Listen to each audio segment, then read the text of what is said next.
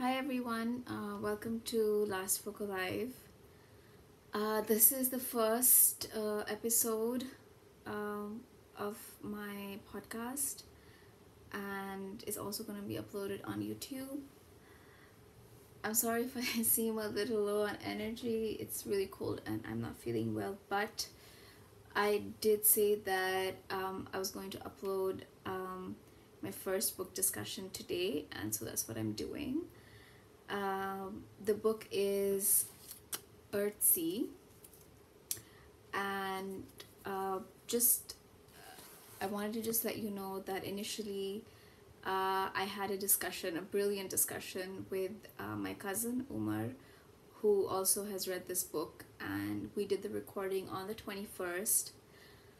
But after such an amazing discussion, I went back and checked, and our call had not been recorded. So since this is the first time that I'm doing this, I'm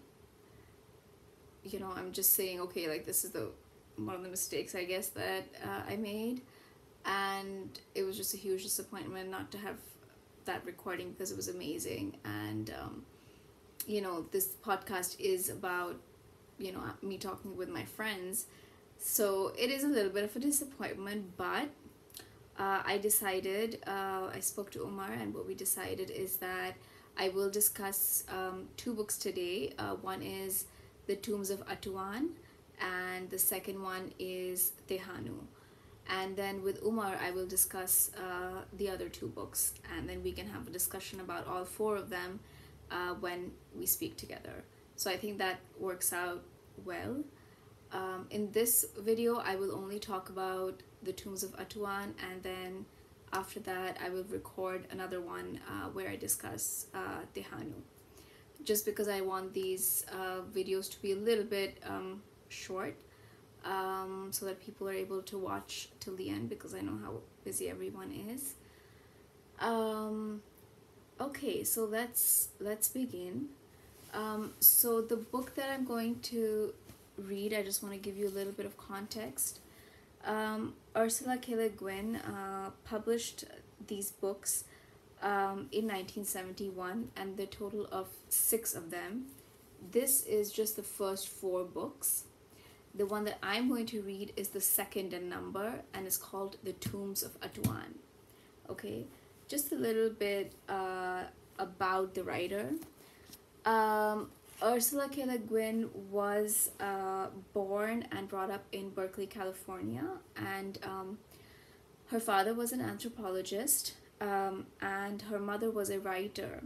Though she said in an interview that her mother actually didn't start writing until she was 50, and after she had raised all 4 of her children, including Ursula. Le Guin herself started writing stories from a very young age. Though she first got published as a poet, actually, not as a writer, and not as a science fiction writer. I'm going to link this interview that she gave. It was quite a while back, but it's a very interesting interview. It's about exploring creativity, and I was trying to figure out, how do I introduce a writer who is so well known, who is so prolific, and who has had such a huge influence on the world of fantasy and science fiction. And so I wanted to kind of, the answer that I was seeking was that she would somehow, somewhere in the interviews, tell us where she got these ideas from. Maybe I haven't researched enough, but in this interview she actually says that she has no idea where her stories come from. And in the interview, the interviewer asks her, like, what is it, where do you get your stories from? And she's like, I have no idea. But she gives an example of a compost, and basically she talks about how you put vegetable peels in. You put in, I think she said, orange rind and something else, potato peels, and then what comes out is dirt, and you can't differentiate the rinds from the peels. And that was, I think, she was trying to say that that's how her ideas kind of, that's where they come from. It's not so much on the surface of her, that, you know, like her experiences and then she writes about them, like there's no necessarily a direct link, but that it percolates down, and then I guess perhaps the essence of whatever her experiences were remains, and then that's where some of the, you know, the threads of her story come from, not even fully formed ideas, which I thought that it was beautiful, the way that she described it. She also spoke about just women writing, and the way that she talked about it, she also referenced Virginia Woolf, who also talked about, you know, how women write and how it's sometimes different from men writing. So Guin said that women are more careful about not using other people as raw materials, and and she also credits the women's movement, because she said that when she first started writing, she actually wanted to write as close to what she thought a man wrote like, you know. She didn't really want to write as a woman, so to speak. And the women's movement and feminist criticism actually helped her to be comfortable, or kind of be comfortable with her own voice as a writer. So that is interesting to me, both as a reader as well as somebody who does try to write. And because that is one of the most difficult things. Sometimes what you're writing doesn't exist out there in the world, or you've not read it. I remember that, well, I was struggling with writing and I came across this Nepali writer. Her name is Parijat, and her book, which I cannot, what is the name of the book? I forgot, but I will also link it here. And it was suggested to me by a friend of mine, and it's such a beautiful book. It's so simple. It's a thin book, but it really changed the way that what I considered. It changed. It made me feel that even I could write. The way that she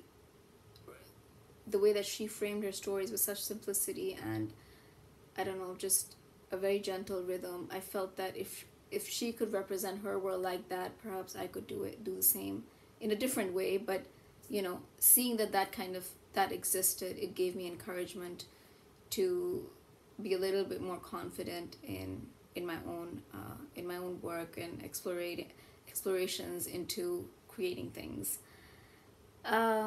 Anyway, so that was Ursula K. Le Guin, a little bit of an introduction to her, and now we get into Earthsea. Okay. A little summary about the Tombs of Atuan. Okay, so this second book is called The Tombs of Atuan. It is the story of a young girl called Arha. Arha is a priestess and mistress of the tombs. These are sacred tombs dedicated to the Nameless Ones. The Nameless Ones are worshipped and feared as lords of darkness and death, and they rule over Atuan. Then Arha's world is turned upside down by an intruder. Will she use her power as a priestess to destroy this threat, or destroy the very source that gives her her power? That's the question that I will leave you with, that I will begin with and I will leave you with, because I do want people to read this book. That's one of the main kind of goals of this podcast, or motivations, that people are encouraged to read the book. So I want to discuss the two themes that really kind of stuck out in this book, were the varying ideas of what the feminine is, and how it was so fluid and it was so complex. And the second theme is the feeling of the book, and how both time and space are felt to be oppressive. they were in my body, right? Um, let's begin with the second one, actually, because that will kind of give you all an idea of the world that this book occupies, it creates. um, so as I said, I really felt this book in my body. I wouldn't say that it's an easy breezy read, but it's amazing in the sense that you actually feel the words in your body, like your body gets, you know, I don't know, feels claustrophobic, etc., etc. I will explain that. Um, so part of Arha's world are the tombs, which is the name of the book.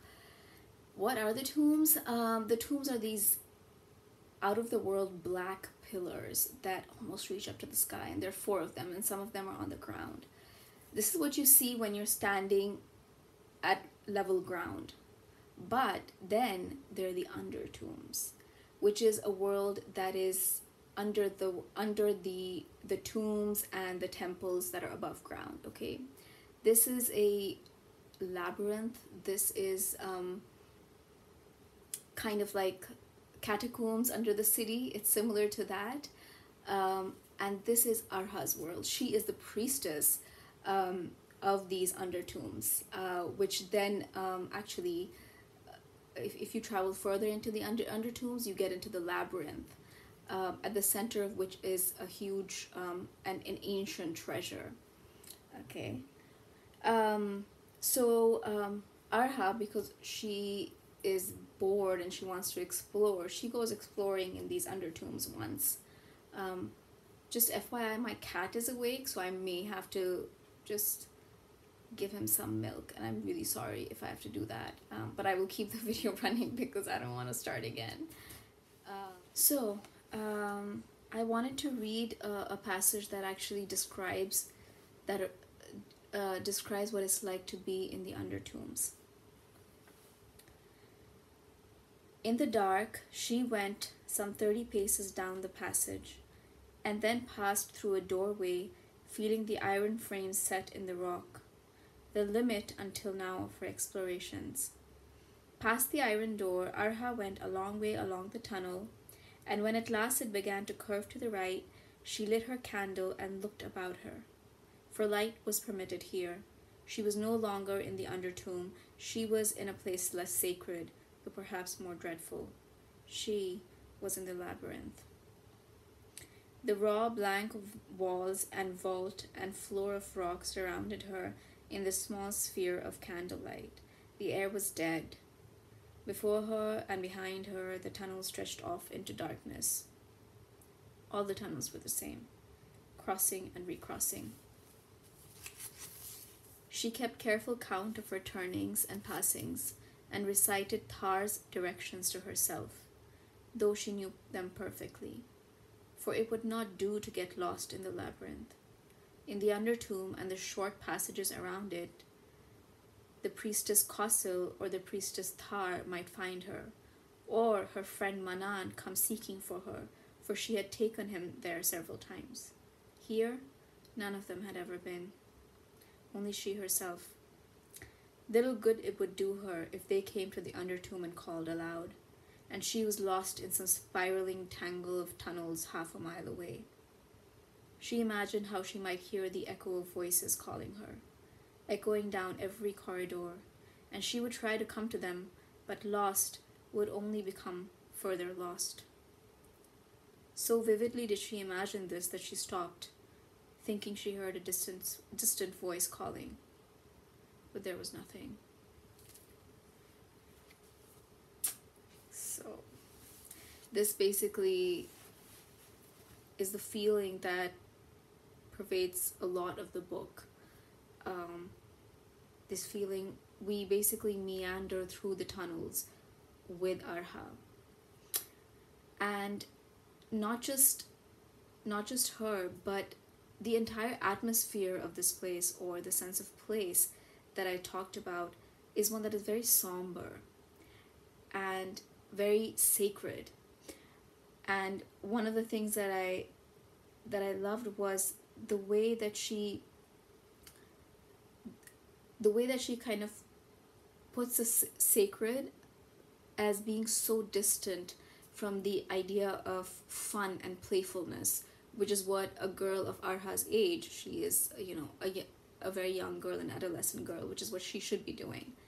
This is another short passage. The girls of the place of the tombs spent their time at classes and disciplines. They did not play any games. There was no time for games. They learned the sacred songs and the sacred dances, the histories of the Kargid lands. And this is basically what Arha's life is like. So much so that, again, time stretches out. Just as the place, for instance, the undertombs stretch out before us and before Arha for her to explore and for us to go with her, so does time. Here's another passage. Arha was 15. It was over a year since she had made her crossing into womanhood, and at the same time had come into her full powers as the one priestess of the tombs of Atuan, highest of high priestess of the Kargid lands, one whom not even the god king himself might command. They all bowed the knee to her now, even Grim, Tar, and Kosil, the two other priestesses. All spoke to her with elaborate deference, but nothing had changed. Nothing happened. Once the ceremonies of her consecration were over, the days went on as they had always gone. There was wool to be spun, black cloth to be woven, meal to be ground, rites to be performed, the 9 chants must be sung nightly, the doorways blessed, the stones fed with goat's blood twice a year, the dances of the dark of the moon danced before the empty throne. And so the whole year had passed, just as the years before it had passed. And were all the years of her life to pass so? Her boredom rose so strong in her sometimes that it felt like terror. It took her by the throat. Again, the intensity of feeling and the impatience for something to happen is so strong. And I think that is one of the reasons why she can't wait to go and explore the undertombs. So,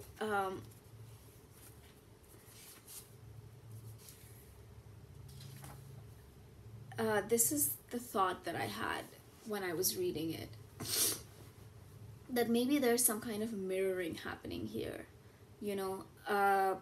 Time stretches out both above and below ground, right? Arha seems listless and lost above ground, and so we feel her boredom, right? When she goes into the undertombs, and as well as the labyrinth, she feels more purposeful, but is still meandering, because she's exploring. And it really, I just feel like a writer must have so much confidence to take this risk, to let their character meander, and to therefore let the story meander, to not have it go anywhere or have it go to dead ends and then come back again,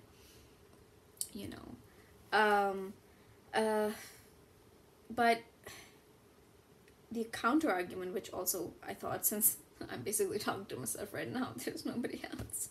The counter argument to this is that maybe her meandering is not without purpose. It's only that the purpose has not been revealed to her. And she's our protagonist, and we know that because she has the wisdom to see this, to see that though she doesn't know where she's going, there is a purpose that will be revealed to her later, right? So maybe here, like, Guin wanted us to understand that there's a right time for this, right? The idea of knowledge being available to Arha when the time is right. So, for instance, here's an example of it. So Arha knows about the great treasure that is in the middle of the labyrinth, which we talked about. But she doesn't explore it right away. Le Guin writes, some feeling that her will or her knowledge were not yet complete held her back. So, she maybe in her body, or she has an intuition that the time is not right yet, so she doesn't do it. Okay. Now I want to talk about the second theme, which is the idea of the feminine, or the divine feminine, which is, this is literally the case here because these are all priestesses. So if there's a divine feminine anywhere, it's in Earthsea, y'all. Come check it out. Okay. But is it divine? Is the feminine always divine? Guin challenges this, right? And she does this by introducing us to these different female characters. One of them is Pente, who is Arha's friend. She is just one of the priestesses. She's not the special priestess, the one mistress of the tombs like Arha. She's just another priestess. And basically, as I will read, you can see that she is kind of a contrast to Arha, but perhaps also a person who is able to voice some of the doubts that Arha has about this place. So just one second. Turn. Okay. One morning, Pente came to see Arha. From the porch, Arha saw her approach the small house with a careless, purposeless air, as if she just happened to be wandering that way. If Arha had not spoken, she would not have come up the steps, but Arha was lonely and spoke. Pente made the deep bow required of all who approached the priestess of the tombs, and then plopped down on the steps below Arha and made a noise like, whew. She had got quite tall and plump. Anything she did turned her cherry pink, and she was pink now from walking. I heard you were ill. I saved you some apples. She suddenly produced a rush net containing 6 or 8 perfect yellow apples from somewhere under her voluminous black robe. She was now consecrated to the service of the god king and served in his temple under Kasil. But she wasn't yet a priestess and still did lessons and chores with the novices. Poppy and I sorted the apples this year, and I saved the very best ones. They always dry all the real good ones. Of course they keep best, but it seems such a waste. Aren't they pretty? Arha felt the pale gold satin skins of the apples, looked at the twigs to which brown leaves still delicately clung. They're pretty. Have one, said Pente. Not now, you do. Pente selected the smallest out of politeness and ate it in about 10 juicy, skillful, interested bites. Okay, so here is Pente, and she is now talking about how she came to Atuan. Oh, I was the 6th girl my mother and father had, and they just couldn't bring up so many and marry them all off. So when I was 7, they brought me to the God King's temple and dedicated me. That was in Osawa. They had too many novices there, I suppose, because pretty soon they sent me on here. Or maybe they thought I'd make a specially good priestess or something. But they were wrong about that. Pente bit her apple with a cheerful, rueful face. Would you rather not have been a priestess? Arha asked. Would I rather? Of course, I'd rather marry a pig herd and live in a ditch. I'd rather anything than stay buried alive here all my born days, with a mess of women in a perishing old desert where nobody ever comes. But there's no good wishing about it, because I've been consecrated now, and I'm stuck with it. But I do hope that in my next life I'm a dancing girl in Awabat, because I will have earned it. Arha looked down at her with a dark, steady gaze. She did not understand. She felt that she had never seen Pente before, never looked at her and seen her round and full of life and juice as one of her golden apples, beautiful to see. Doesn't the temple mean anything to you? She asked rather harshly. Pente, always submissive and easily bullied, did not take alarm this time. Oh, I know your masters are very important to you, she said, with an indifference that shocked Arha. That makes some sense anyhow, because you're their one special servant. You weren't just consecrated, you were specially born. But look at me. Am I supposed to feel so much awe and so on about the God King? After all, he's just a man, even if he does live in Awabat in a palace 10 miles round with gold roofs. He's about 50 years old and he's bald. You can see in all the statues. And I'll bet you he has to cut his toenails just like any other man. I know perfectly well that he's a god too, but what I think is he'll be much godlier after he's dead. Go Pente. So this is one character. The other two are Kosil and Tar. Kosil is a priestess who serves the God King. Okay, two entities, the God King and the Nameless Ones. Arha serves the Nameless Ones. Okay, and as I said in the beginning, the Nameless Ones are dark and dreaded entities that live in the undertombs and the labyrinth. They have this name. They have this power, but they cannot be seen. And Arha is a representative of them. Kosil, on the other hand, is a representative of the God King. And the God King needs the Nameless Ones to legitimize their rule, because though they used to be priests, the Nameless Ones are still the ones whom they apparently draw their power from. But the God Kings are real. They're real kings, and they're the ones who are in power and in control of resources and people. So there's a little bit of a clash, is what I'm trying to say. Tar is also a priestess, an old priestess, and she is perhaps the counterbalance to both of them, or a neutral party, so to speak.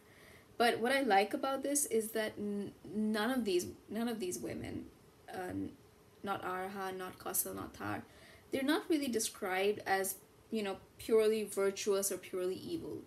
Even Kosil, I mean, okay, she is pretty evil, but in the end, we are also kind of made to see why she is the way she is. I'm not going to read the passage because I don't want to get into too much about that, but and even when Guin talks about these women, it's never like she's good and she's evil. It's more in a very subtle way. So here's just one example. She writes about Tar.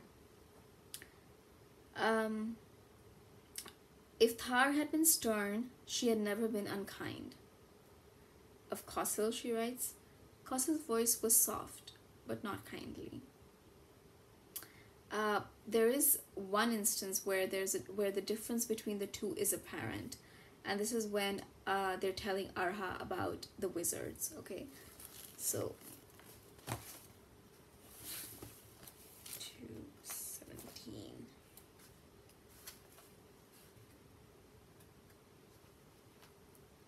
Yeah. Arha brooded a while and said, "The wizards must have been very brave men, or very stupid, to enter the tombs. Don't they know the power of the Nameless Ones?" "No," Kosil said in her cold voice. "They have no gods. They work magic and think that they're gods themselves, but they're not. And when they die, they're not reborn. They become dust and bone, and their ghosts whine on the wind a little, while till the wind blows them away. They do not have immortal souls." "But what is this magic they work?" Arha asked, enthralled.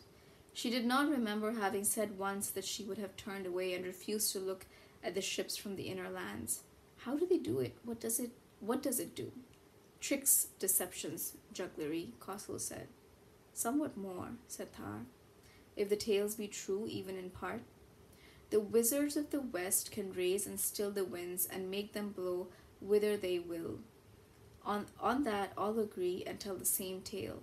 That is why they are great sailors. They can put the wind of magic in their sails and go where they will, and hush the storms at sea.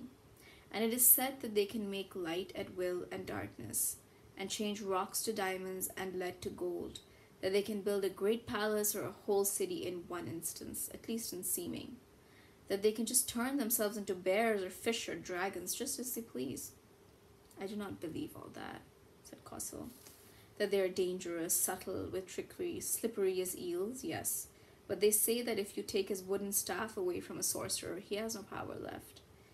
Probably there are evil runes written on that staff." Tar shook her head again. "They carry a staff, indeed, but but it is only a tool for the power they bear within them. But how do they get the power? Arha asked. Where does it come from? Lies, Kossel said. Words, said Tar. So I was told by one who once had watched a great sorcerer of the inner lands, a mage as they're called.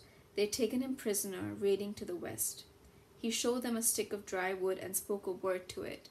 And lo, it blossomed, and he spoke another word, and lo, it bore red apples. And he spoke one more word, and stick, blossoms, apples, and all vanished, and with them the sorcerer. With one word he had gone as a rainbow goes, like a wink, without a trace, and they never found him on that isle. Was that mere jugglery? It's easy to fool fools, Kossel said.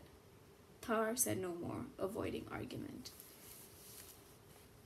So even with this dialogue, you can see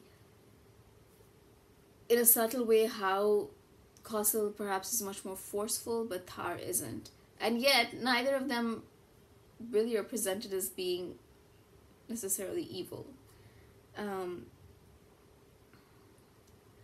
So, you know, and also I think that Kossel's character actually, she's important in and of itself because she is representing partly the divine feminine, but it reminds me of how even the feminine, though it can challenge power, sometimes it can prop it up as well, and that's what Kossel does. And I think Arha does this too up until the time that she meets the intruder, you know, which then, you know, leads to events which I will not tell you because I want you to read the book. Okay, so basically in conclusion, I think the idea of this book is about making a choice about who we want to be. And sometimes that comes at a cost. In this story, the cost is death.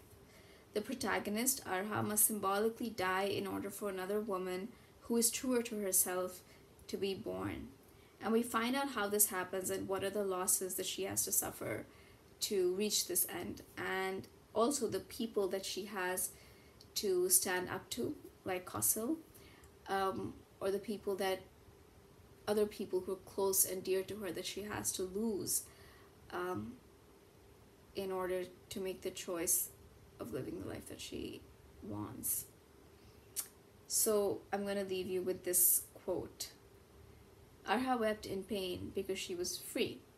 Freedom is a heavy load, a great and strange burden for the spirit to undertake. It is not easy. It is not a gift given, but a choice made, and the choice may be a hard one. The road goes upward towards the light, but the laden traveler may never reach the end of it. It's the end. As I was reading this, you know, I was thinking that there's so many things that I didn't talk about. So you may be wondering, well, she mentioned this, but what is it? I don't know. She didn't really explain that. I guess what I would say is that the way that I read this book and the way that it came out to you is, I guess there are different puzzle pieces that I shared with you. And perhaps when you read the full book, you will be able to put these puzzle pieces together to see what exactly happens. So I've given you like little hints, and I hope that you read the book to complete the puzzle. So thank you so much if you've taken the time to listen to this podcast.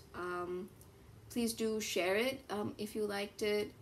If you're watching this on YouTube, really appreciate it if you can like it as well as subscribe to the channel, because I will be talking to another human being very, very soon. And yeah, thank you for listening. Bye.